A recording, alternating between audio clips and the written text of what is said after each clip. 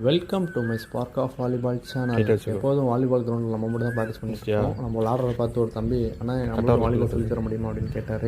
இதில் என்ன போச்சு, சிறப்பாக சொல்லி தந்துடலாம் அப்படின்னு சொல்லி கூப்பிட்டாச்சு. ஃபஸ்ட்டு நம்மளுக்கு ஸ்டாண்ட்ஸ்லேருந்து ஆரம்பிக்கலாம் அப்படின்னு சொல்லி ஸ்டாண்ட்ஸ் ஆரம்பித்தாச்சு. 4ஆம் கிளாஸ்க்கு அவருக்கு ஸ்டாண்ட்ஸ் பொசிஷன் எல்லாம் சொல்லி கொடுத்ததுக்கப்புறம் டெமோ பண்ணலாம், நம்ம கொஞ்சம் கொஞ்சமாக கற்றுக் கொடுத்துடலாம். ஏன்னா நமக்கு 4ஆம் பாஸ் வாலிபாஸ் ரெண்டு மட்டும் தான் இம்பார்ட்டன்ட். அதுவும் நமக்கு பேசிக்காக நம்ம கற்றுக்கிறது 4ஆம் பாஸ் தான். சரி 4ஆம் பாஸ்லேருந்தே ஆரம்பிச்சிடலாம் அப்படின்னு சொல்லி தம்பிக்கு நம்ம ஸ்ட்ரக்சர் ஸ்டாண்ட்ஸ் எல்லாம் சொல்லிக் கொடுத்து அதில் மூமெண்ட்டும் சொல்லிக் கொடுத்தாச்சு. இதுக்கப்புறம் நம்ம ஒவ்வொரு ட்ரில்லாக சொல்லிக் கொடுக்கலாம் அப்படின்னு சொல்லி ஆரம்பித்தது தான் அது.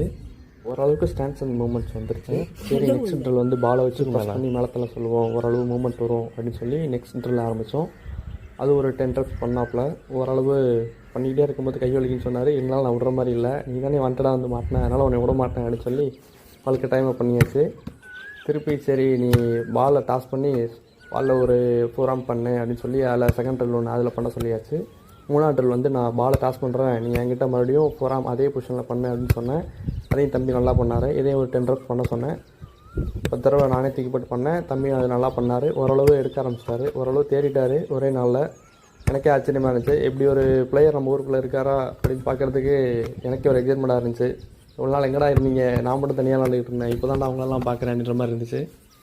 ஓரளவுக்கு 4ஆம் பாஸில் பால் எடுக்க ரெடி ஆகிட்டாரு. சரி அடுத்த ட்ரில் என்ன பண்ணலாம் அப்படின்னு யோசிச்சுட்டே இருந்தப்போ தான் சரி நெக்ஸ்ட் ட்ரில் நீயே பண்ணு அப்படின்னு சொல்லி பாலை நீ டாஸ் பண்ணி நீயே எடு, அப்போ தான் உனக்கு பாலோட கண்ட்ரோல் கிடைக்கும் அப்படின்னு சொன்னேன். தம்பி அது மாதிரி பாலை தூக்கி போட்டு எடுத்தாப்புல ஓரளவு கண்ட்ரோலாக இருந்துச்சு. சரி நீ இது மாதிரி 10 தடவை பண்ணு அப்படின்னு சொல்லிட்டு பார்த்துக்கிட்டே இருந்தோம். தம்பி நல்லா பண்ணாப்புல. சரி நெக்ஸ்ட் ட்ரில் வந்து நீ இதை நல்லா பண்ணிவிட்ட, அடுத்த ட்ரில் வந்து நீ பால் டாஸ் பண்ணி ஆஃப் கோர்ட்டுக்குள்ளே தள்ளு அப்படின்னு சொன்னேன். தம்பியால் ட்ரை பண்ண முடியல.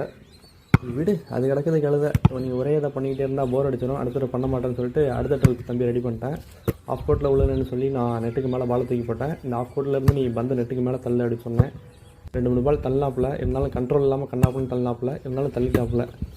சரி விடு நல்லா தான் விளாட்றேன்னு சொல்லி தேத்தி அனுப்பிச்சி விட்டேன். ஏன்னா நாளைக்கு அவன் வரணும்ல, இன்றைக்கி திட்டி அனுப்பிச்சி விட நாளைக்கு வரமாட்டான். சரி நல்லா பண்ணுறேன்னு சொல்லி என்கரேஜ் பண்ணி அனுப்பிச்சி விட்டேன். அவரை நல்லா தான் எடுத்தாப்புல 2-3 பால்.